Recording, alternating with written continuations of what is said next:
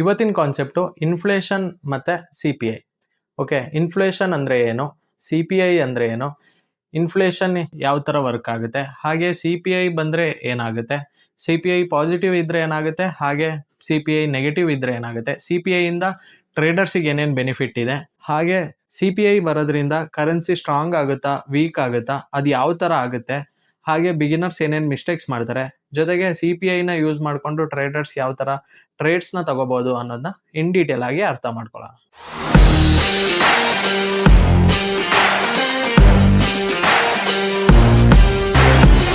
Hi, ನನ್ನ ಹೆಸರು Bipin Das. A to Z forex trading learning ಸೀರೀಸಿಗೆ ಸ್ವಾಗತ. ಯಾರ್ಯಾರು ಈ ವಿಡಿಯೋ ಹೊಸದಾಗಿ ನೋಡ್ತಿದ್ದೀರಾ, ಇವಾಗಲೇ ನನ್ನ ಚಾನಲ್ನ ಸಬ್ಸ್ಕ್ರೈಬ್ ಮಾಡ್ಕೊಳ್ಳಿ, ಹಾಗೆ ಬೆಲ್ ಐಕನ್ನ ಆನ್ ಮಾಡಿ ಇಟ್ಕೊಳ್ಳಿ. ಇದರಿಂದ ನಾವು ಏನೆಲ್ಲ ಪೋಸ್ಟ್ ಮಾಡ್ತೀವೋ ಅದೆಲ್ಲ ನಿಮ್ಮ ನೋಟಿಫಿಕೇಶನ್ ಆಗಿ ಬರುತ್ತೆ. ವಿಡಿಯೋಗೆ ಒಂದು ಲೈಕ್ ನ ಕೊಡೋದು ಮರಿಬೇಡಿ. ಸೊ ನಿಮ್ಮ ಒಂದು ಲೈಕ್ ಇಂದ ನಮಗೆ ಮತ್ತಷ್ಟು ವಿಡಿಯೋಗಳು ಮಾಡಕ್ಕೆ ಇದೇ ನಮ್ಮ ಮೋಟಿವೇಶನ್ ಆಗಿರುತ್ತೆ. ಹಾಗೆ ನಿಮ್ಮ ಫ್ರೆಂಡ್ಸ್ ಅಂಡ್ ಫ್ಯಾಮಿಲಿಲಿ ಯಾರಾದ್ರೂ ಟ್ರೇಡಿಂಗ್ ಕಲಿಬೇಕು ಅಂತ ಅನ್ಕೊಂಡಿದ್ರೆ ಅವರಿಗೆ ಧಾರಾಳವಾಗಿ ಈ ವಿಡಿಯೋನ ನೀವು ಶೇರ್ ಮಾಡಬಹುದು. ಮತ್ತೆ ನಾನು ಏನೇನ್ ಹೇಳ್ತೀನಿ ಅದನ್ನ ಇವತ್ತಿಂದನೇ ನೋಟ್ಸ್ ಮಾಡ್ತಾ ಹೋಗಿ, ಯಾಕಂತಂದ್ರೆ ನೀವು ವಿಡಿಯೋ ಮಾತ್ರ ನೋಡಿದ್ರೆ ಇಲ್ಲಿ ಪ್ರಾಫಿಟೇಬಲ್ ಟ್ರೇಡರ್ ಆಗಕ್ಕಾಗಲ್ಲ.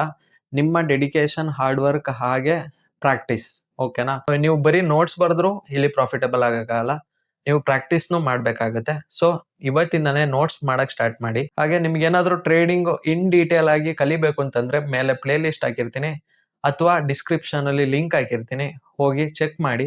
ಈಗ ವಿಡಿಯೋಗೆ ಹೋಗೋಣ. ಇವತ್ತಿನ ಕಾನ್ಸೆಪ್ಟು ಇನ್ಫ್ಲೇಷನ್ನೇ ನಾವು CPI ಅಂತ ಕರೆಯೋದು. ಓಕೆ, ಇವತ್ತಿಗೆ ಡೇ 63 ಆಯಿತು. ಇವತ್ತು ಇನ್ಫ್ಲೇಷನ್ ಅಂದರೆ ಏನು, ಇದನ್ನು ಯಾವ ಥರ ನೋಡಬೇಕು, ಹಾಗೆ ಇನ್ಫ್ಲೇಷನಿಂದ ನಮಗೆ ಏನೇನು ಎಫೆಕ್ಟ್ ಆಗುತ್ತೆ, ಹಾಗೆ ಇದನ್ನು ಯೂಸ್ ಮಾಡಿಕೊಂಡು ಟ್ರೇಡರ್ಸ್ ಏನೇನು ಮಾಡಬೇಕು ಅನ್ನೋದು ಇನ್ ಡೀಟೇಲ್ ಆಗಿ ಅರ್ಥ ಮಾಡ್ಕೊಳ್ಳೋಣ. ಮೊದಲಿಗೆ ವಾಟ್ ಈಸ್ ಇನ್ಫ್ಲೇಷನ್ ಅಂದರೆ ನೀವು ಆಲ್ರೆಡಿ ಲೈಟಾಗಿ ತಿಳ್ಕೊಂಡಿದ್ದೀರಾ, ಇವಾಗ ಇನ್ ಡೀಟೇಲ್ ಆಗಿ ನಿಮಗೆ ಅರ್ಥ ಆಗುತ್ತೆ. Inflation means the increase in the price of goods and service over a time. ಅಂದರೆ ಗೂಡ್ಸ್ ಆ್ಯಂಡ್ ಸರ್ವಿಸ್ದು ಪ್ರೈಸು ಇನ್ಕ್ರೀಸ್ ಆಗೋದು ಓವರ್ ಎ ಟೈಮಲ್ಲಿ, ಅಂದರೆ ಸ್ವಲ್ಪ ಟೈಮ್ ತೊಗೊಂಡು ಇನ್ಕ್ರೀಸ್ ಆಗೋದನ್ನೇ ನಾವು ಇನ್ಫ್ಲೇಷನ್ ಅಂತ ಕರೆಯೋದು.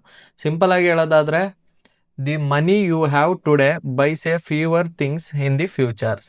ಅಂದರೆ ಇವತ್ತು ನೀವು ಏನು 1 ಲಕ್ಷಕ್ಕೆ ಬೈ ಮಾಡ್ತಿದ್ದೀರಾ ಒಂದೊಂದು ವಿಷಯನ, ಅದು ನೆಕ್ಸ್ಟ್ಗೆ 10,000 1 ಲಕ್ಷ ಕೊಟ್ಟರೆ ಇವತ್ತು 10,000ಕ್ಕೆ ಏನು ಸಿಗ್ತಿದೆ ಅಷ್ಟು ವಸ್ತುಗಳನ್ನ ಅಷ್ಟೇ ಪರ್ಚೇಸ್ ಮಾಡೋಕ್ಕಾಗೋದು. ಇದೇ ನಾವು ಇನ್ಫ್ಲೇಷನ್ ಅಂತ ಕರೆಯೋದು. ಸಿಂಪಲ್ ಆಗಿ ಹೇಳ್ಬೇಕು ಅಂತಂದರೆ, ಇವತ್ತು 1 ಲಕ್ಷ ಖರ್ಚಾಗ್ತಿರೋ ವಸ್ತುಗಳು ನಾವು ನೆಕ್ಸ್ಟ್ ವರ್ಷ ತಗೋಬೇಕು ಅಂತಂದರೆ 1,20,000 ಆಗೋ ಚಾನ್ಸಸ್ ಇದೆ. ಸೊ 20,000 ಅನ್ನೋದು ಇನ್ಫ್ಲೇಷನ್. ಓಕೆ, ಸಿಂಪಲ್ ಆಗಿ ಅರ್ಥ ಆಯ್ತಲ್ವಾ. ನೆಕ್ಸ್ಟು ಸಿಂಪಲ್ ಎಕ್ಸಾಂಪಲ್ ನೋಡೋದಾರೆ, ಲಾಸ್ಟ್ ಇಯರ್ ಬರ್ಗರ್ 100 ರೂಪೀಸ್. ಇವಾಗ ಒಂದು ಸಿನಾರಿಯೋ ಯೋಚನೆ ಮಾಡ್ಕೊಳ್ಳಿ, ಲಾಸ್ಟ್ ಇಯರು ನೀವು ಬರ್ಗರಿಗೆ ಕೊಡ್ತೀವಿ ಇದು 100 ರೂಪಾಯಿ, ದಿಸ್ ಇಯರ್ ಬರ್ಗರ್ 110, ಅಂದರೆ 110 ರೂಪಾಯಿ ಆಗಿದೆ ಇವಾಗ ಒಂದು ಬರ್ಗರ್ ಬೆಲೆ. ಪ್ರೈಸ್ ಇನ್ಕ್ರೀಸ್ಡ್ ಬೈ 10 ರೂಪಿ, ಅಂದರೆ 100ರಿಂದ 110 ರೂಪಾಯಿ ಆದಾಗ ನಮಗೆ ಪ್ರೈಸ್ ಎಷ್ಟು ಹೈಕ್ ಆಯಿತು, 10 ರೂಪಾಯಿ. This is called inflation. So ಈ 10 ರೂಪಾಯಿನೇ ನಾವು ಇನ್ಫ್ಲೇಷನ್ ಅಂತ ಕರೆಯೋದು. ಓಕೆ, ವೈ ಇನ್ಫ್ಲೇಷನ್ ಮ್ಯಾಟರ್ಸ್, ಯಾಕೆ ಇನ್ಫ್ಲೇಷನ್ ಮ್ಯಾಟ್ರ್ ಆಗುತ್ತೆ ನೋಡೋದಾರೆ, ಇನ್ಫ್ಲೇಷನ್ ಯಾವ್ಯಾವುದಕ್ಕೆ ಅಫೆಕ್ಟ್ ಆಗುತ್ತೆ ಅಂದರೆ, currency value, interest rates, economy, forex market, stock market, people's purchasing power. It is one of the most important economic indicator. Okay, ಇದು inflation ಅನ್ನೋದು ಯಾವ್ಯಾವುದಕ್ಕೆ effect ಆಗುತ್ತೆ ಅಂತಂದರೆ, ಒಂದು ಕರೆನ್ಸಿ ವ್ಯಾಲ್ಯೂಗೆ ಎಫೆಕ್ಟ್ ಆಗುತ್ತೆ, ಹಾಗೆ ಇಂಟ್ರೆಸ್ಟ್ ರೇಟ್ಸಿಗೆ ಎಫೆಕ್ಟ್ ಆಗುತ್ತೆ, ಹಾಗೆ ನಮ್ಮ ಎಕಾನಮಿಗೆ ಎಫೆಕ್ಟ್ ಆಗುತ್ತೆ, ಜೊತೆಗೆ ಫಾರೆಕ್ಸ್ ಮಾರ್ಕೆಟಿಗೆ ಹಾಗೆ ಸ್ಟಾಕ್ ಮಾರ್ಕೆಟಿಗೆ ಎಫೆಕ್ಟ್ಸ್ ಆಗುತ್ತೆ, ಜೊತೆಗೆ ಪೀಪಲ್ ಪರ್ಚೇಸಿಂಗ್ ಪವರು, ಅಂದರೆ ಪರ್ಚೇಸಿಂಗ್ ಪವರು ರೆಡ್ಯೂಸ್ ಆಗುತ್ತೆ. ಓಕೆ, ರೆಡ್ಯೂಸ್ ಯಾಕಾಗುತ್ತೆ ಅಂತಂದರೆ, ಇವತ್ತು 20,000ಕ್ಕೆ ಸಿಗ್ತಿರೋದು ನಾಳೆ ಅದಕ್ಕೆ 40,000 ಇರಬೇಕಾದ್ರೆ ನಾವು ಪರ್ಚೇಸ್ ಮಾಡೋಕ್ಕಾಗತ್ತಾ, ಆಗಲ್ಲ. ಸೊ ಪರ್ಚೇಸಿಂಗ್ ಪವರ್ ಅನ್ನೋದು ರೆಡ್ಯೂಸ್ ಆಗುತ್ತೆ. It is the most important economic indicator. Okay, so inflation ಅನ್ನೋದು ಒಂದು ಮೋಸ್ಟ್ ಇಂಪಾರ್ಟೆಂಟ್ ಎಕಾನಮಿಕ್ ಇಂಡಿಕೇಟರ್ ಆಗಿರುತ್ತೆ. ಓಕೆ, ಇದು ಇನ್ಫ್ಲೇಷನ್ ಇಂಡಿಕೇಟ್ ಮಾಡುತ್ತೆ ಎಕಾನಮಿ ಚೆನ್ನಾಗಿದೆಯಾ ಇಲ್ವಾ ಅನ್ನೋದು ಈ ಇನ್ಫ್ಲೇಷನಿಂದ ನಾವು ತಿಳ್ಕೊಬೋದು. Okay, next what is CPI ಅಂದರೆ ಏನು. CPI equal to consumer price index. Okay, CPI ಅಂದರೆ consumer price index. CPI measures the average changes in the price paid by customers. CPI ಏನನ್ನ ಮೆಜರ್ ಮಾಡುತ್ತೆ ಅಂತಂದರೆ ಅವರೇಜ್ ಪ್ರೈಸು. ಓಕೆ, ಇವಾಗ consumers consume ಮಾಡ್ತಾ ಇರುತ್ತೆ, ಕೆಲವೊಂದು ವಸ್ತುಗಳನ್ನ ಕನ್ಸ್ಯೂಮ್ ಮಾಡ್ತಾ ಇರ್ತಾರೆ. ಸೊ ಅದಕ್ಕೆ ಒಂದು ಪೇಮೆಂಟ್ ಅನ್ನೋದು ಮಾಡ್ತಿರ್ತಾರೆ. ಸೊ ಈ ಪೇಮೆಂಟ್ಸ್ದೆಲ್ಲ ಅವರೇಜನ್ನ ಕ್ಯಾಲ್ಕುಲೇಟ್ ಮಾಡೋದೇ ಈ CPI. It track items like food, fuel, housing, transportation, health care, education. ಇವಾಗ ನಾವು ಕಾಮನ್ ಆಗಿ ನಾವು ಸ್ಪೆಂಡ್ ಮಾಡೋದು ಯಾವುದ್ರ ಮೇಲೆ, ಫುಡ್ ಮೇಲೆ, ಫ್ಯೂಯಲ್ ಮೇಲೆ, ಹೌಸಿಂಗ್ ಮೇಲೆ, ಟ್ರಾನ್ಸ್ಪೋರ್ಟೇಷನ್ಸ್ ಮೇಲೆ, ಹಾಗೆ ಹೆಲ್ತ್ ಕೇರು, ಎಜುಕೇಷನು. ಸೊ ಇದ್ರದ್ದೆಲ್ಲ ಆವ್ರೇಜ್ ಪರ್ ಪರ್ಸನ್ ಏನು ಇನ್ಫ್ಲೇಷನ್ ಆಗ್ತಿದೆ ಅನ್ನೋದು ಕ್ಯಾಲ್ಕುಲೇಟ್ ಮಾಡೋದೇ CPI. Okay, CPI is the most popular inflation indicator. CPI ಅನ್ನೋದು ಮೋಸ್ಟ್ ಇಂಪಾರ್ಟೆಂಟ್ ಇಂಡಿಕೇಟರ್ ಆಗಿರುತ್ತೆ, ಮೋಸ್ಟ್ ಪಾಪ್ಯುಲರ್ ಇಂಡಿಕೇಟರ್ ಆಗಿರುತ್ತೆ ಯಾವುದನ್ನ ಕ್ಯಾಲ್ಕುಲೇಟ್ ಮಾಡೋಕ್ಕೆ, ಇನ್ಫ್ಲೇಷನ್ನ ಕ್ಯಾಲ್ಕುಲೇಟ್ ಮಾಡೋಕ್ಕೆ. ಓಕೆ, ನೆಕ್ಸ್ಟು ಸಿಂಪಲ್ ಮೀನಿಂಗ್ ನೋಡಿದರೆ CPI tells us how expensive life's is becoming. ಅಂದರೆ CPI ನಮಗೆ ಏನು ತೋರಿಸುತ್ತೆ ಅಂತಂದರೆ ಲೈಫ್ ಎಷ್ಟು ಎಕ್ಸ್ಪೆನ್ಸಿವ್ ಆಗಿದೆ ಜೀವನ ಮಾಡೋಕ್ಕೆ ಅನ್ನೋದು ತಿಳಿಸುತ್ತೆ. ಫಾರ್ ಎಕ್ಸಾಂಪಲ್, ಇವಾಗ 5 ವರ್ಷದ ಬ್ಯಾಕಲ್ಲಿ ಜೀವನ ಮಾಡೋಕ್ಕೆ ಒಂದು 3,000 ಇದ್ದಿದ್ರೆ ಸಾಕಿತ್ತು. ಬಟ್ ಇವತ್ತು ಅದು ನಡೀತಿದೆಯಾ? 3,000ದಲ್ಲಿ ಏನೂ ನಡೆಯಲ್ಲ. ಯಾಕಂದರೆ ಪ್ರತಿಯೊಂದಕ್ಕೂ ನಾವು ಪೇಮೆಂಟ್ ಮುಖಾಂತರನೇ ಕೊಡಬೇಕು. ಇವಾಗ ಹಳ್ಳಿಲಿರೋರು ಓಕೆ, ನೋ ಪ್ರಾಬ್ಲಮ್. ಅದೇ ಸಿಟಿಲಿರೋರು ಪ್ರತಿಯೊಂದನ್ನು ಪರ್ಚೇಸ್ ಮಾಡಬೇಕು ಅಂತಂದರೆ ಕಾಸನ್ನ ಪೇ ಮಾಡಲೇಬೇಕು. ಸೊ ಆವಾಗಿಗೂ ಇವಾಗಲಿಗೂ ಕಂಪೇರ್ ಮಾಡಿದ್ರೆ ಇನ್ಫ್ಲೇಷನ್ ಜಾಸ್ತಿ ಆಗಿದೆ. ಟ್ರಾನ್ಸ್ಪೋರ್ಟೇಷನ್ಸ್ ಆಗಲಿ, ಫುಡ್ ಆಗಲಿ, ಅಕೊಮೆಂಡೇಷನ್ ಆಗಲಿ, ಎಲ್ಲದಕ್ಕೂ ಪ್ರೈಸ್ ಹೈಕ್ ಆಗಿದೆ ಅಲ್ವಾ? ಸೊ ಇದಕ್ಕೆಲ್ಲ ಕಾರಣ ಇನ್ಫ್ಲೇಷನ್. ಅರ್ಥ ಆಗ್ತಿದೆಯಾ? Next, why forex traders watch CPI. Forex traders ಯಾಕೆ CPIನ ನೋಡ್ತಾರೆ? CPI directly affects interest rates, currency strength, central bank decision. CPI ಇವಾಗ ನಮ್ಮ ಇಂಡಿಯನ್ಸ್ದು CPI ಡೈರೆಕ್ಟ್ಲಿ ಅಫೆಕ್ಟ್ ಯಾವುದಕ್ಕಾಗುತ್ತೆ? ಇಂಟ್ರೆಸ್ಟ್ ರೇಟ್ಸಿಗೆ ಅಫೆಕ್ಟ್ ಆಗುತ್ತೆ. ಓಕೆ, ಸೊ ಅದರಿಂದನೇ ಇಂಟ್ರೆಸ್ಟ್ ರೇಟ್ ಫಿಕ್ಸ್ ಮಾಡೋದು, ಇಷ್ಟೇ ಇರಬೇಕು, ಹಿಂಗೆ ಇರಬೇಕು ಅಂತ. ಯಾಕಂದರೆ ಇಲ್ಲಿದ್ದು ಇನ್ಫ್ಲೇಷನ್ ಯಾವ ಲೆವೆಲಿಗಿದೆ ಅದ್ರ ಮೇಲೆ ಇಂಟ್ರೆಸ್ಟ್ ರೇಟ್ಸ್ ಅನ್ನೋದು ಡಿಸೈಡ್ ಆಗುತ್ತೆ. ಜೊತೆಗೆ ನಮ್ಮ ಕರೆನ್ಸಿ ಸ್ಟ್ರಾಂಗ್ ಆಗುತ್ತಾ ಇಲ್ವಾ ಅಂತ ಅನ್ನೋದು CPI ಇಂದ ಗೊತ್ತಾಗುತ್ತೆ. ಹಾಗೆ ಸೆಂಟ್ರಲ್ ಬ್ಯಾಂಕ್ ಡಿಸಿಷನ್ಸು ಈ CPI ಮುಖಾಂತರ ಗೊತ್ತಾಗುತ್ತೆ. ಓಕೆ, ಬಿಕಾಸ್ ಇವಾಗ ನೋಡೋದಾದರೆ higher inflation, higher interest rates. ಏನಾದ್ರು ಹೈಯರ್ ಇನ್ಫ್ಲೇಷನ್ ಆದರೆ ಹೈಯರ್ ಇಂಟ್ರೆಸ್ಟ್ ರೇಟ್ಸ್ ಇರುತ್ತೆ. ಸೊ ಇದರಿಂದ ಏನು ಮೇನ್ ಗೋಲ್ ಏನು? ಸೊ ಇಲ್ಲಿ ಸ್ಪೆಂಡಿಂಗ್ನ ಕಮ್ಮಿ ಮಾಡೋಕ್ಕೋಸ್ಕರ ಈ ಥರ ಮಾಡ್ತಾರೆ. ಅದೇ low inflation, lower the interest rates. ಏನಾದ್ರು ಇನ್ಫ್ಲೇಷನ್ ಲೋವರ್ ಇದ್ದರೆ ಇಂಟ್ರೆಸ್ಟ್ ರೇಟ್ಲು ಲೋ ಮಾಡ್ತಾರೆ. ಸೊ ಇದರಿಂದ ಸ್ಪೆಂಡಿಂಗ್ನ ಜಾಸ್ತಿ ಮಾಡೋಕ್ಕೋಸ್ಕರ. ಸೊ ಈ ಥರ ವರ್ಕ್ ಆಗೋದು ಇನ್ಫ್ಲೇಷನ್. ಅರ್ಥ ಆಯ್ತಿದೆಯಾ? Next high CPI inflation. Okay, high CPI, high inflation ನೋಡೋದಾರೆ, ಸಪೋಸ್ ಎಕ್ಸ್ಪೆಕ್ಟೆಡ್ CPI 3%. ನಾವು ಇವಾಗ ಎಕ್ಸ್ಪೆಕ್ಟ್ ಮಾಡ್ತಿದ್ವಿ 3% ಅಂತ, ಬಟ್ ಆ್ಯಕ್ಚುಯಲ್ CPI 5% ಇತ್ತು ಅಂತ ಅಂದ್ಕೊಳ್ಳಿ. ಇವಾಗ inflation is higher than expected. Inflation ಏನಾಯಿತು? ನಾವು ಎಕ್ಸ್ಪೆಕ್ಟ್ ಮಾಡಿದ್ಕಿಂತ ಹೈಯರ್ ಆಯಿತು. So central bank may raise interest rates. ನಮಗೆ ಇಲ್ಲಿ CPI ಹೈ ಆಯಿತು ಅಂತಂದಂಗೆ ನಮಗೆ ಗೊತ್ತಾಯಿತು ಇಂಟ್ರೆಸ್ಟ್ ರೇಟ್ಸು ಹೈಕ್ ಆಗುತ್ತೆ. Result currency often become stronger. So result ಏನಾಗುತ್ತೆ? USD ಅನ್ನೋದು ಸ್ಟ್ರಾಂಗ್ ಆಗುತ್ತೆ. Example, US CPI becomes higher than expected. ಇವಾಗ USAದು CPI ಏನಾಯಿತು? 3% ಬರುತ್ತೆ ಅಂತ ನಾವು ಅಂದ್ಕೊಂಡಿದ್ದೋ, ಬಟ್ ಬಂದಿದ್ದು 5%. ಸೊ ಇದರಿಂದ ಏನಾಯಿತು? ಇನ್ಫ್ಲೇಷನ್ ಹೈ ಆಗಿದ್ದರಿಂದ ಇಂಟ್ರೆಸ್ಟ್ ರೇಟ್ಸು ಹೈ ಆಗುತ್ತೆ. ಇಂಟ್ರೆಸ್ಟ್ ರೇಟ್ಸ್ ಹೈ ಆಗಿರೋದ್ರಿಂದ ಏನಾಗುತ್ತೆ? ಫೆಡ್ರಲ್ ಬ್ಯಾಂಕ್ಸು ರೇಟ್ನ ಇಂಟ್ರೆಸ್ಟ್ ರೇಟ್ಸ್ನ ಹೈಕ್ ಮಾಡ್ತಾರೆ ಅಲ್ವಾ? Traders expect federal reserve rates hikes. Traders ಏನು ಮಾಡ್ತಾರೆ? ಓಕೆ, ಇನ್ಫ್ಲೇಷನ್ ಹೈ ಆಗಿದ್ದರಿಂದ ಇಂಟ್ರೆಸ್ಟ್ ರೇಟ್ಸು ಹೈ ಆಗುತ್ತೆ. So USD may be strong ಆಗ್ಬೋದು ಅಂತ. ಸೊ ಅದು ಸ್ಟ್ರಾಂಗ್ ಆಗುತ್ತೆ, ಯಾಕಂತಂದರೆ ಇನ್ಫ್ಲೇಷನ್ ಹೈ ಆದಾಗ ಇಂಟ್ರೆಸ್ಟ್ ರೇಟ್ಸು ಹೈ ಇರುತ್ತೆ. ಓಕೆ, ಅರ್ಥ ಆಗ್ತಿದೆಯಲ್ವಾ? Next low CPI, low inflation. Low CPI ಇದ್ದರೆ ಲೋ ಇನ್ಫ್ಲೇಷನ್ ಆಗಿರುತ್ತೆ. Suppose expected CPI 4%. ನಾವು ಇವಾಗ 4% CPI ಬರುತ್ತೆ ಅಂತ ಅಂದ್ಕೊಂಡು, ಬಟ್ ಆ್ಯಕ್ಚುಯಲ್ CPI ಬಂದಿದ್ದು ನಮಗೆ 2%. ಸೊ ಅಲ್ಲಿ ನಾವು ಫಾರೆಕ್ಸ್ ಫ್ಯಾಕ್ಟ್ರಲ್ಲಿ ನೋಡ್ಬೇಕಾದ್ರೆ ನಮಗೆ ರಿಸಲ್ಟ್ ಗೊತ್ತಾಗುತ್ತೆ, ಓಕೆ ಎಷ್ಟು CPI ಇದೆ ಅಂತ. ಹಾಗೆ inflation is lower than expected. ನಾವು ಎಕ್ಸ್ಪೆಕ್ಟ್ ಮಾಡಿದ್ದು 4, ಬಟ್ ಬಂದಿದ್ದು 2. ಸೊ ಎಕ್ಸ್ಪೆಕ್ಟ್ ಮಾಡಿದ್ಕಿಂತ ಕಡಿಮೆ ಇದೆ. ಸೊ ಸೆಂಟ್ರಲ್ ಬ್ಯಾಂಕ್ ಏನು ಮಾಡ್ತಾರೆ? ಇಂಟ್ರೆಸ್ಟ್ ರೇಟ್ಸ್ನ ಕಟ್ ಮಾಡ್ತಾರೆ. ಸೊ ಇದರಿಂದ ರಿಸಲ್ಟ್ ಏನಾಗುತ್ತೆ ಅಂದರೆ ಕರೆನ್ಸಿ ಮೇ ವೀಕನ್. ಸೊ ಇದರಿಂದ ಕರೆನ್ಸಿ ವೀಕ್ ಆಗೋಕ್ಕೆ ಸ್ಟಾರ್ಟ್ ಆಗುತ್ತೆ. ಸೊ ಇವಾಗ ರೀಸೆಂಟಾಗಿ ನೀವು ಎಲ್ಲ ಪೇರ್ಸ್ಗಳು ಬೀಳ್ತಿರೋದು ನೋಡ್ತಿರ್ಬೋದು. ಯಾಕೆ ಬೀಳ್ತಿದೆ ಅಂತಂದರೆ USD ಸ್ಟ್ರಾಂಗ್ ಇದೆ. ಓಕೆ, ಇಂಟ್ರೆಸ್ಟ್ ರೇಟ್ಸು ಮತ್ತು ಇನ್ಫ್ಲೇಷನು ಜಾಸ್ತಿ ಆಗಿದೆ. ಅದರಿಂದ USD ಪೇರ್ಸು ಎಲ್ಲ ಸ್ಟ್ರಾಂಗ್, USD ಅನ್ನೋದು ಸ್ಟ್ರಾಂಗ್ ಆಯಿತು. ಸೊ ಬಾಕಿ ಪೇರ್ಸು ವೀಕ್ ಆಯಿತು ಇದ್ರ ಮುಂದೆ. ಇವಾಗ ಇಂಡಿಯಾ ಆಗಿರ್ಬೋದು, ಯೂರೋ ಆಗಿರ್ಬೋದು, GBP ಆಗಿರ್ಬೋದು, JPY ಆಗಿರ್ಬೋದು, ಎಲ್ಲ ವೀಕ್ ಆಗಿದೆ.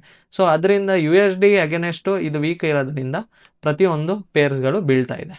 ಓಕೆ, ನೀವು USD ನೋಡಬೇಕು ಅಂದರೆ ಟ್ರೇಡಿಂಗ್ ವ್ಯೂ ಅಲ್ಲಿ DXY ಅಂತ ಸರ್ಚ್ ಮಾಡಿದ್ರೆ ಸಾಕು. ಓಕೆ, ಸೊ ಇದು ನಿಮಗೆ ಡಾಲರ್ ಪ್ರೈಸ್ ಏನು ಮೂಮೆಂಟ್ಸ್ ಆಗ್ತಿದೆ ಅನ್ನೋದು ಗೊತ್ತಾಗುತ್ತೆ. ಓಕೆನಾ? ಸೊ ಇವತ್ತು ಈ ರ್ಯಾಲಿ ಬೀಳೋಕ್ಕೆ, ಒಂದು ರ್ಯಾಲಿ ನಡೀತಿದ್ದು ಇವಾಗ ಬೀಳೋಕ್ಕೆ ಕಾರಣ ಏನಂತಂದರೆ ಈ ಇನ್ಫ್ಲೇಷನ್ ಮತ್ತು ಇಂಟ್ರೆಸ್ಟ್ ರೇಟ್ಸಿಂದ. ಓಕೆನಾ? Next how CPI moves forex market. CPI ಯಾವ ಥರ ಫಾರೆಕ್ಸ್ ಮಾರ್ಕೆಟ್ನ ಮೂವ್ ಮಾಡುತ್ತೆ? Before CPI market expect certain numbers. CPI ಬರೋದಕ್ಕಿಂತ ಮುಂಚೆ ಮಾರ್ಕೆಟಲ್ಲಿ ಏನು ಟ್ರೇಡರ್ಸ್ ಎಕ್ಸ್ಪೆಕ್ಟ್ ಮಾಡಿರ್ತಾರೆ ಅಂತಂದರೆ ಕೆಲವೊಂದು ಸರ್ಟೈನ್ ನಂಬರ್ಸ್ ಎಕ್ಸ್ಪೆಕ್ಟ್ ಮಾಡಿರ್ತಾರೆ ಇಷ್ಟು ಬರ್ಬೋದು ಅಂತ. After CPI releases actual numbers are compared to expectations. CPI ಬಂದಾದಮೇಲೆ ಆ್ಯಕ್ಚುಲ್ ಇವಾಗ ಮಾರ್ಕೆಟಲ್ಲಿ ಎಕ್ಸ್ಪೆಕ್ಟ್ ಮಾಡಿದ್ದು ಒಂದು ನಂಬರ್ ಆಗಿರುತ್ತೆ, ಬಟ್ ಆ್ಯಕ್ಚುಲ್ ಆಗಿ ರಿಲೀಸ್ ಆಗಿದೆ ಒಂದು ನಂಬರ್ ಆಗುತ್ತೆ. ಸೊ ಇದನ್ನು ಕಂಪೇರ್ ಮಾಡಿ ನೋಡ್ತಾರೆ. ಓಕೆ, ಎಕ್ಸಾಂಪಲ್ ನೋಡಿದ್ರೆ ಎಕ್ಸ್ಪೆಕ್ಟೆಡ್ CPI 3.2% ಅಂತ ಅಂದ್ಕೊಳ್ಳಿ, ಆ್ಯಕ್ಚುಯಲ್ CPI ಬಂದಿದ್ದು 4%. ಸೊ ನಾವು ಎಕ್ಸ್ಪೆಕ್ಟ್ ಮಾಡಿದ್ಕಿಂತ ಹೈ ಬಂದಿರೋದ್ರಿಂದ ಹೈಯರ್ ದೆನ್ ಎಕ್ಸ್ಪೆಕ್ಟೆಡ್ ಅಲ್ವಾ. ಸೊ 3% ನಾವು 3.2% ಎಕ್ಸ್ಪೆಕ್ಟ್ ಮಾಡಿದ್ದು, ಬಟ್ ಬಂದಿದ್ದು 4%. ಸೊ ಎಕ್ಸ್ಪೆಕ್ಟ್ ಮಾಡಿದ್ಕಿಂತ ಜಾಸ್ತಿ ಬಂತು. ಸೊ ರಿಸಲ್ಟ್ ಏನಾಯಿತು, strong USD movement possible. So ಇದರಿಂದ USD ಅನ್ನೋದು ಸ್ಟ್ರಾಂಗ್ ಆಗುತ್ತೆ. ಸೊ USD ಸ್ಟ್ರಾಂಗ್ ಆದಾಗ ಬಾಕಿ ಪೇರ್ಸ್ಗಳು ವೀಕ್ ಆಗುತ್ತೆ, ಅದೇ ಬಾಕಿ ಪೇರ್ಸ್ಗಳು ಸ್ಟ್ರಾಂಗ್ ಆದಾಗ USD ವೀಕ್ ಆಗುತ್ತೆ. ಓಕೆ, ಇಷ್ಟೇ ಡಿಫ್ರೆನ್ಸು. ಇದು ಪೇರ್ಸಲ್ಲಿ ನೋಡಿದಾಗ ನಿಮಗೆ ಗೊತ್ತಾಗುತ್ತೆ. ಅದೇ ನೀವು ಬರೀ DXY ನೋಡ್ತೀರಾ, ಡಾಲರ್ದು ಇಂಡೆಕ್ಸ್ ನೋಡ್ತೀರಾ ಅಂತಂದರೆ ನಿಮಗೆ ಗೊತ್ತಾಗುತ್ತೆ USD ಸ್ಟ್ರಾಂಗ್ ಇದೆಯಾ ವೀಕ್ ಇದೆಯಾ ಅಂತ. Next central banks and CPI. Central banks ಮತ್ತು CPI ನೋಡೋದಾದ್ರೆ, central banks constantly monitor inflation. Central banks ನಮಗೆ ಗೊತ್ತು ಏನು ಮಾಡ್ತಾರೆ, ಇನ್ಫ್ಲೇಷನ್ನ ಮಾನಿಟರ್ ಮಾಡ್ತಾರೆ. Major central banks include federal reserve, USA central banks ನೋಡ್ತಾರೆ, ಯುರೋಪಿಯನ್ ಸೆಂಟ್ರಲ್ ಬ್ಯಾಂಕು, ಹಾಗೆ bank of England, reserve bank of India. Their main goal maintain stable inflation. ಇವ್ರದ್ದು main goal ಏನಂತಂದರೆ ನಮ್ಮ ಕಂಟ್ರಿದು ಮೇನ್ ಸ್ಟೇಬಲ್ ಆಗಿ ಇಟ್ಕೊಳ್ಳೋದು, ಇನ್ಫ್ಲೇಷನ್ನು ಮತ್ತು interest ರೇಟ್ಸ್ನ stable ಆಗಿ ಇಟ್ಕೊಳ್ಳೋದೇ ಇವ್ರ ಕೆಲಸ ಆಗಿರುತ್ತೆ. Okay, next inflation versus currency value. Okay, ಇವಾಗ ಇನ್ಫ್ಲೇಷನಿಗೂ ಮತ್ತು ಕರೆನ್ಸಿ ವ್ಯಾಲ್ಯೂಗೂ ಇರೋ ಡಿಫ್ರೆನ್ಸ್ ಏನು ಅಂತ ನೋಡೋಣ. ಇನ್ಫ್ಲೇಷನ್ ಲೆವೆಲ್ ಮಾಡ್ರೇಟ್ ಇನ್ಫ್ಲೇಷನ್ ಅಂತ ಅಂದ್ಕೊಳ್ಳಿ. ಓಕೆ, ಮೀಡಿಯಮ್ ಆಗಿದೆ ಇನ್ಫ್ಲೇಷನ್ನು.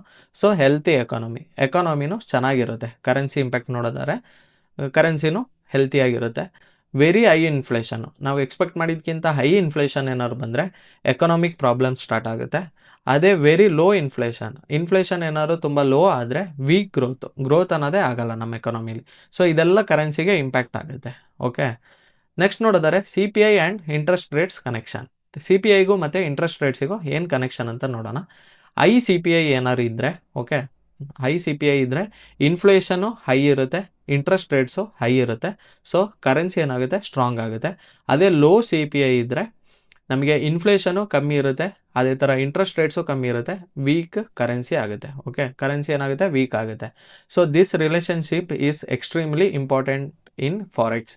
ಸೊ ಇದ್ರದ್ದು ಈ ಎರಡರದ್ದು ರಿಲೇಷನ್ನು ತುಂಬ ಇಂಪಾರ್ಟೆಂಟ್ ಆಗಿರುತ್ತೆ ಫಾರೆಕ್ಸ್ ಟ್ರೇಡಿಂಗಿಗೆ. ಸೊ ನಾವು ಅದರಿಂದ CPI ನ್ಯೂಸ್ಗಳನ್ನೂ ನೋಡಬೇಕಾಗುತ್ತೆ. ಓಕೆನಾ. ರಿಯಲ್ ಫಾರೆಕ್ಸ್ ಎಕ್ಸಾಂಪಲ್, ಇವಾಗ ಫಾರೆಕ್ಸ್ ಟ್ರೇಡಿಂಗ್ದು ಎಕ್ಸಾಂಪಲ್ ನೋಡೋಣ. US CPI news release. ಇವತ್ತು USದು CPI ನ್ಯೂಸ್ ರಿಲೀಸ್ ಆಗ್ತಿದೆ ಅಂತ ಅಂದ್ಕೊಳ್ಳಿ. Expected CPI 3%. ನಾವು ಎಕ್ಸ್ಪೆಕ್ಟ್ ಮಾಡ್ತಿರೋದು 3% ಬರುತ್ತೆ ಅಂತ, ಬಟ್ ಆ್ಯಕ್ಚುಯಲ್ CPI ಬಂದಿದ್ದು 4.2%. ಓಕೆ, ಇಲ್ಲಿಂದ 1.2% ಜಾಸ್ತಿ ಬಂದಿದೆ. ಸೊ ಜಾಸ್ತಿ ಬಂದಾಗ ಏನಾಗುತ್ತೆ, ಇಂಟ್ರೆಸ್ಟ್ ರೇಟ್ಸು ಹೈಕ್ ಆಗುತ್ತೆ, ಅದೇ ಥರ ಇನ್ಫ್ಲೇಷನು ಹೈ ಆಗುತ್ತೆ. Okay, market reaction, inflation higher, inflation ಜಾಸ್ತಿ ಆಗಕ್ಕೆ ಸ್ಟಾರ್ಟ್ ಆಗುತ್ತೆ. Rate hike expectations increases, so interest rate hike ಆಗುತ್ತೆ. ಹಾಗೆ USD demand increases, so USD ಇದು ಡಿಮ್ಯಾಂಡ್ ಅನ್ನೋದು ಇನ್ಕ್ರೀಸ್ ಆಗುತ್ತೆ. Result USD become strong. Result ಏನಾಗುತ್ತೆ, USD ಅನ್ನೋದು ಸ್ಟ್ರಾಂಗ್ ಆಗುತ್ತೆ. ಇವಾಗ ಪ್ರೆಸೆಂಟ್ ಸಿನಾರಿಯೋ ನೋಡೋದಾದ್ರು USD ಸ್ಟ್ರಾಂಗಲ್ಲಿ ಇದೆ. ಓಕೆ, ಅದ್ರ ಮುಂದೆ ಬಾಕಿ ಕರೆನ್ಸಿಗಳು ವೀಕ್ ಆಗ್ತಿದೆ.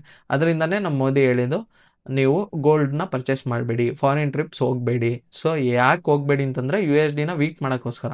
USD ವೀಕ್ ಆದರೆ INR ಸ್ಟ್ರಾಂಗ್ ಆಗಕ್ಕೆ ಸ್ಟಾರ್ಟ್ ಆಗುತ್ತೆ. Okay, next why CPI days are dangerous. ಯಾಕೆ CPI ಬರೋಂಥ ದಿನಗಳು ಡೇಂಜರಸ್ ಆಗಿರುತ್ತೆ ಅಂತ ನೋಡಿದರೆ, ಡ್ಯೂರಿಂಗ್ CPI ರಿಲೀಸ್ ಆಗೋ ಟೈಮಲ್ಲಿ ನಮಗೆ ಯೂಜ್ ವಾಲಟಿಲಿಟಿ ಬರುತ್ತೆ. ನಮಗೆ ಚಾರ್ಟಲ್ಲಿ ನೋಡಿದ್ರೆ ಗೊತ್ತಾಗುತ್ತೆ ಅದು CPI ಬರೋ ದಿನ ಯಾವ ಥರ ವಾಲಟಿಲಿಟಿ ಇರುತ್ತೆ ಅಂತ. ಹಾಗೆ ಫಾಸ್ಟ್ ಪ್ರೈಸ್ ಮೂಮೆಂಟ್ಸ್ ಅನ್ನೋದು ತುಂಬ ಫಾಸ್ಟ್ ಆಗಿರುತ್ತೆ. ಜೊತೆಗೆ ಸ್ಪ್ರೆಡ್ ಏನಾಗುತ್ತೆ, ಸಡನ್ ಹೈಕ್ ಆಗುತ್ತೆ.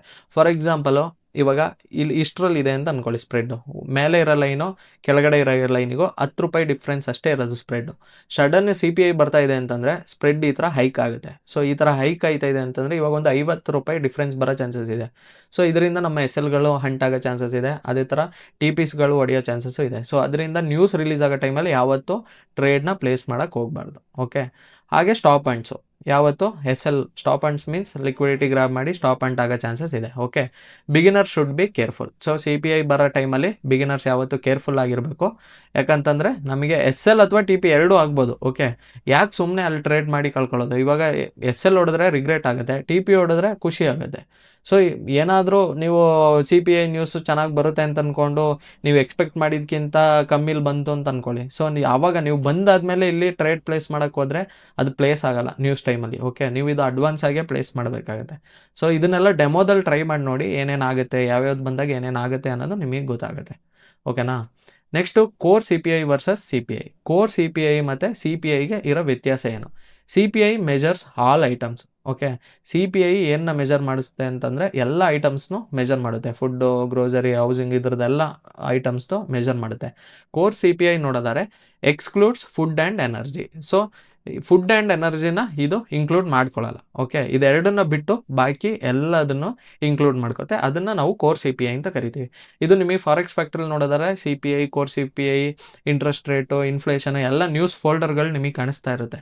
ಓಕೆ, ಸೊ ಅದ್ರದ್ದು ಡೀಟೇಲ್ ಮೀನಿಂಗ್ ನೀವು ಇಲ್ಲಿ ತಿಳ್ಕೊತಾ ಇರೋದು. ವೈ ಅಂತ ನೋಡೋದಾದರೆ because these prices fluctuated frequently. So ಇವೆರಡು ಬಂದಾಗ ಏನಾಗುತ್ತೆ ಅಂತಂದರೆ ಪ್ರೈಸ್ ಏನಾಗುತ್ತೆ, ಫ್ಲಕ್ಚುಯೇಟ್ ಆಗೋಕ್ಕೆ ಸ್ಟಾರ್ಟ್ ಆಗುತ್ತೆ. ಓಕೆ, ಅದು ಯಾವ ಥರ ಫ್ಲಕ್ಚುಯೇಟ್ ಆಗುತ್ತೆ ಅಂತಂದರೆ ಕಂಟಿನ್ಯೂಸ್ಲಿ ಫ್ಲಕ್ಚುಯೇಟ್ ಆಗೋಕ್ಕೆ ಚಾನ್ಸಸ್ ಇದೆ ಕೋರ್ CPI ಮತ್ತು CPI ಬರೋ ಟೈಮಲ್ಲಿ. Core CPI is the often watched closely by institutions. Core CPI ಜಾಸ್ತಿ ಯಾರು ನೋಡ್ತಾರೆ ಅಂತಂದರೆ ಇನ್ಸ್ಟಿಟ್ಯೂಷನ್ಸ್ ನೋಡ್ತಾರೆ. ಓಕೆ, ಯಾಕೆ ನೋಡ್ತಾರೆ ಅಂತಂದರೆ ಅವ್ರದ್ದು ಬಿಗ್ ಮೂವ್ ಮಾಡೋಕ್ಕಿಂತ ಮುಂಚೆ ಕೋರ್ CPI ಹೇಗಿದೆ ಅಂತ ಚೆಕ್ ಮಾಡಿಬಿಟ್ಟು ಅವ್ರನ್ನ ಬಿಗ್ ಮೂವ್ ಅನ್ನೋದು ಕೊಡ್ತಾರೆ. ಓಕೆ, ನೆಕ್ಸ್ಟ್ ನೋಡಿದರೆ how professional traders use CPI. Professional traders CPIನ ಯಾವ ಥರ ಯೂಸ್ ಮಾಡ್ತಾರೆ ಅಂತ ನೋಡಿದರೆ ಚೆಕ್ ಎಕನಾಮಿಕ್ ಕ್ಯಾಲೆಂಡರಲ್ಲಿ ಚೆಕ್ ಮಾಡ್ತಾರೆ, ಅಂದರೆ ಫಾರೆಕ್ಸ್ ಫ್ಯಾಕ್ಟ್ರಲ್ಲಿ ಚೆಕ್ ಮಾಡ್ತಾರೆ.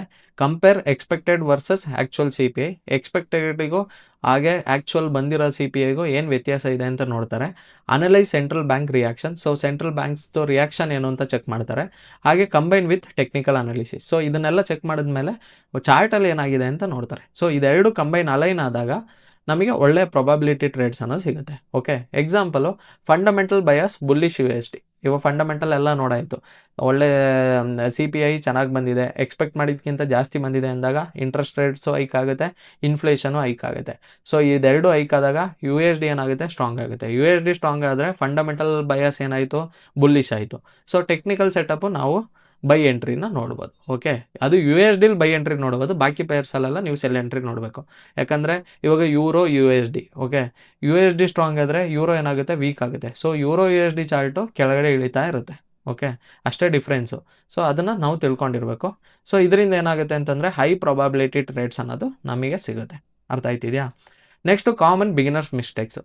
ಬಿಗಿನರ್ಸ್ ಏನೇನು ಕಾಮನ್ ಆಗಿ ಮಿಸ್ಟೇಕ್ಸ್ ಮಾಡ್ತಾರೆ ಅಂದರೆ ಇಗ್ನೋರ್ CPI ರಿಲೀಸಸ್ಸು.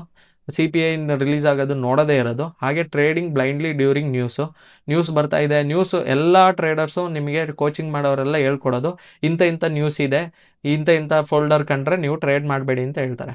ಬಟ್ ಯಾಕೆ ಮಾಡಬೇಡಿ ಅಂತ ಯಾರೂ ಹೇಳಲ್ಲ. ಇದರಿಂದ ಯಾಕೆ ಮಾಡಬೇಕು ಅಂತಲೂ ಯಾರೂ ಹೇಳಲ್ಲ. ಸೊ ಇದರಿಂದ ಏನಾಗುತ್ತೆ ಅನ್ನೋದು ಯಾರೂ ಹೇಳಲ್ಲ. ಸೊ ಇದನ್ನು ಡೀಟೇಲಾಗಿ ಅರ್ಥ ಮಾಡ್ಕೊಳ್ಳಿ. ಅರ್ಥ ಮಾಡ್ಕೊಂಡಾಗ ನಿಮಗೆ ಗೊತ್ತಾಗುತ್ತೆ ಯಾಕೆ ಮಾಡಬೇಕು, ಯಾಕೆ ಮಾಡಬಾರ್ದು, ಯಾವ ಥರ ಮಾಡಬೇಕು ಎಲ್ಲ ಇಲ್ಲಿ ನೀಟಾಗಿ ನಿಮಗೆ ಅರ್ಥ ಆಗ್ತಿದೆ ಅಲ್ವಾ? So trading blindly during news. So traders ಏನು ಮಾಡ್ತಾರೆ, ಬ್ಲೈಂಡಾಗಿ ಹೋಗಿ ಟ್ರೇಡ್ನ ತಗೋತಾರೆ. ನ್ಯೂಸ್ ಒಳ್ಳೆ ರಿಯಾಕ್ಷನ್ ಬರುತ್ತೆ. ಅದು ಯಾವ news, CPI news. CPI news ಏನಕ್ಕೆ ಬರುತ್ತೆ ಗೊತ್ತಿಲ್ಲ. CPIಯಿಂದ ಏನೇನು ಆಗುತ್ತೆ ಗೊತ್ತಿಲ್ಲ. ಸೊ ಏನು ಗೊತ್ತಿಲ್ದಿರಾಗ ನಿಮಗೆ ರಿಸಲ್ಟ್ ಅನ್ನೋದು ಏನು ಬೇಕಾದರೂ ಆಗ್ಬೋದು. ಅದೇ ಗೊತ್ತಿದ್ದಾಗ ಏನಾಗುತ್ತೆ, ರಿಸಲ್ಟು ನಮ್ಮ ಕಡೆಗೆ ಫೇವರ್ ಆಗೋ ಚಾನ್ಸಸ್ ಇದೆ. ಓಕೆ, ಸೊ ಅದರಿಂದ ಆಲ್ಮೋಸ್ಟ್ ಬಿಗಿನರ್ಸ್ ಯಾರ್ಯಾರು ಇದ್ದೀರಾ ನ್ಯೂಸ್ ಟ್ರೇಡಿಂಗ್ನ ಅವಾಯ್ಡ್ ಮಾಡಿ.